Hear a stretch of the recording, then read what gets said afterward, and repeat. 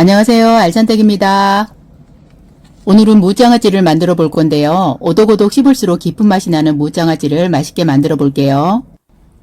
무는 큼직하게 썰어서 간장물을 끓이지 않고 만들어 보세요. 올 후에는 맛있는 무장아찌가 완성됩니다. 1년이 지나도 똑같은 맛이 보장되는 무장아찌 무침까지 맛있게 만들어 볼게요. 재료는 아래 더보기란을 참고해 주세요. 커다란 무 1.5kg짜리인데요. 3개를 준비했습니다. 마트에 가면 종아리처럼 튼실한 것으로 골라주시고 깨끗하게 손질해 주세요. 장아찌용 무는 둥글게 써는 것보다 반으로 잘라서 세로로 써는 게 더 좋더라고요. 무장아찌를 무쳐 먹을 때 썰기도 편해서 저는 이 방법으로 만든답니다. 장아찌용 무를 썰을 때 두께는 손가락 굵기보다 두껍게 2cm 정도 큼직하게 썰어주세요. 무를 다 썰었으면 썰어놓은 무를 통에 차곡차곡 넣어줍니다. 무장아찌를 잘 숙성시켜서 냉장고에 보관하면 입맛이 없을 때 100점짜리 반찬이에요. 장아찌를 만들 때 간장물을 끓일 필요가 없어서 집안의 냄새도 걱정이 없답니다. 삼투압 효과로 수분을 확실하게 빼주는 물엿은 200ml짜리 컵으로 4컵을 넣어주세요. 단맛은 남아있지 않고 무의 수분이 쫙 빠져서 오독한 식감에는 물엿이 최고랍니다. 진간장도 물엿과 같은 비율로 4컵을 부어주세요.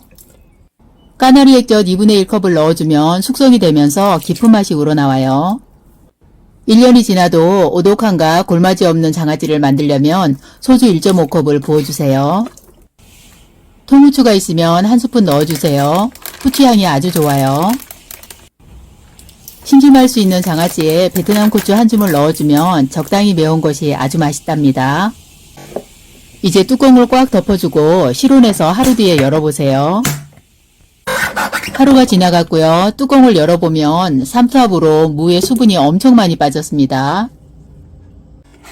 무가 뜨지 않게 누름이나 접시로 꾹 눌러주고 다시 뚜껑을 닫아주세요.